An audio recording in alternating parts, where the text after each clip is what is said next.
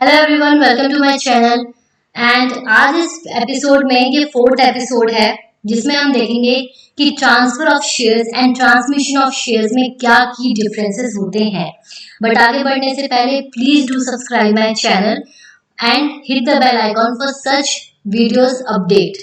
Okay, now अब ये जो आपका टॉपिक है ये कॉमन टॉपिक है और इसके रिगार्डिंग ना मुझे बहुत डीएम आते हैं मेरे इंस्टा पे कि मैम एक स्लाइटली जब केस स्टडीज आती हैं आपके पेपर में तो जब तक कॉन्सेप्चुअल क्लैरिटी नहीं होती, मैं हमेशा बोलती हूँ जब तक आपको लॉ की कॉन्सेप्चुअल क्लैरिटी नहीं है आप केस स्टडीज अच्छी तरीके से विद कॉन्फिडेंस आप अटेम्प्ट नहीं कर पाओगे। ठीक है, तो आज हम इसके देखते हैं transfer of shares and transmission of shares में क्या डिफरेंस है। देखो, ट्रांसफर ऑफ शेयर्स या फिर ट्रांसमिशन ऑफ शेयर्स का जो मेन एम है is to transfer your rights as a share holders to someone else.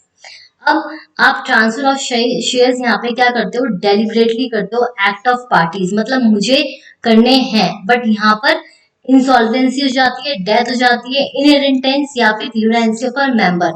यहाँ पर हम इस तरीके से ले सकते हैं कि हमें करने पड़ते हैं बट यहाँ पर हम अपनी मर्जी से करते हैं।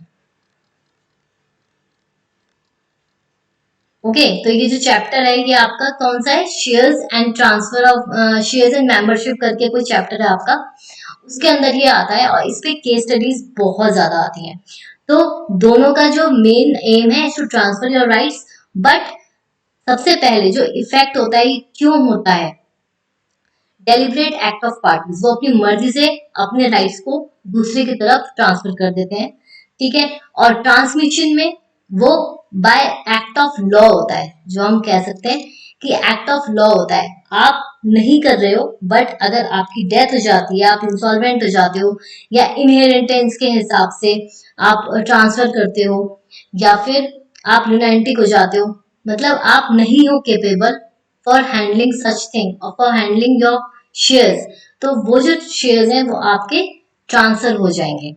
Now meaning transfer of shares refers to the title to shares voluntarily by one party to another. तो यहाँ पे एक दूसरी चीज क्या है कि ये जो ट्रांसफर ऑफ शेयर्स एक्ट होता है ये आपका वॉलंटरीली होता है by one party to another. मैं चाहती हूँ कि मैं अपनी सिस्टर को ट्रांसफर कर दूं अपने सारे शेयर्स, तो मैं वॉलंटरी अपनी मर्जी से करूंगी। बट अगर कल को कुछ मेरे साथ मिसहैपनिंग हो जाती है और तब मेरे शेयर्स जो मेरे लीगल हायर को ट्रांसफर होते हैं, that will be called as transmission of shares.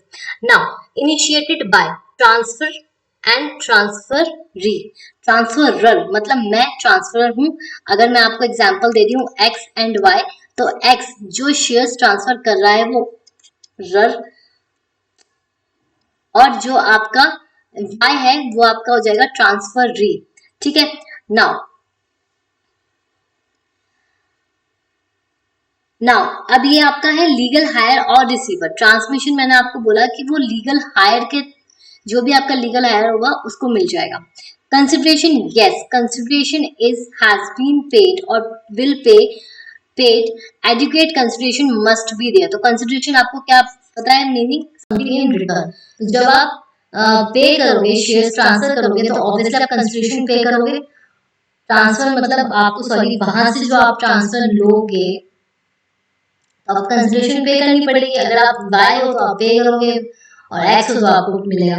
Now no consideration is paid, क्योंकि वो क्या है, लीगल है। आप दूसरी साइड को अगर है ही नहीं तो कौन पे करेगा उसको, किसको पे करेगा वो। ठीक है, सो ये जो चीज है मेन यहाँ पर क्या है, आपका operation of law. Transmission of shares में that is operation of law and transfer of shares में वॉलंटरी एक्ट होता है। अब इसके अंडर ना कई सारी चीजें होती हैं, लाइक आप रिफ्यूजल आपने देखा होगा, रिफ्यूजल।